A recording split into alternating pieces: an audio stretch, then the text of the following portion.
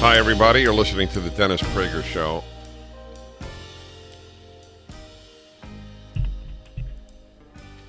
The reason for my silence is I'm debating. I want you to hear Chris Matthews' description of the hearings, and because Chris Matthews is the apotheosis of the smear of the right that has been the single most effective political, social, intellectual activity of the left in the last 100 years. That is what they're effective. It reminds me, and I'm not comparing, of course not, I'm not comparing Chris Matthews to the great mass murderer Mao Zedong, but the left does this whether it's the middle left, the moderate left, or the far left. I told you I'm reading another book on what Mao did to his people. We're going to have the author on the show. It's called Mao's Famine. And we don't know, but it's between 50 and 70 million people in 3 years were killed.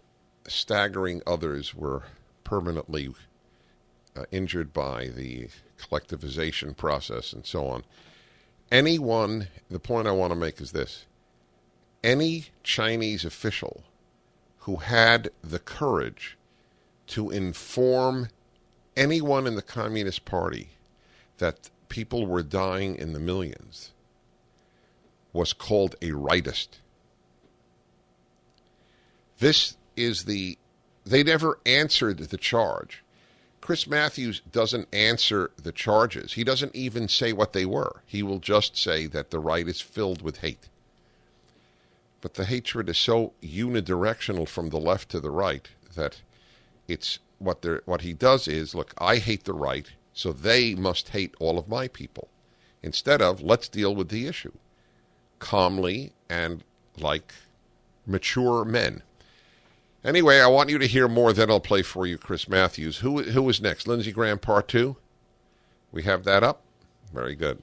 If there was a vote on the floor of the Senate this afternoon to label the Iranian Revolutionary Guard the people who have killed our soldiers in Iraq, some of the most vicious people to the people of Iran themselves, there were a vote tomorrow or this afternoon or after lunch, would you still vote no?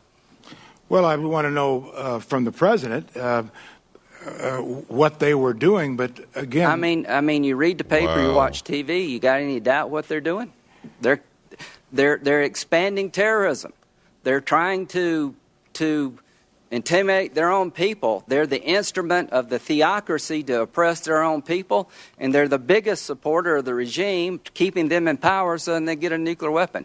If you had a chance today, after lunch, to vote to say that the Iranian Revolutionary Guard was a terrorist organization, would you still vote no?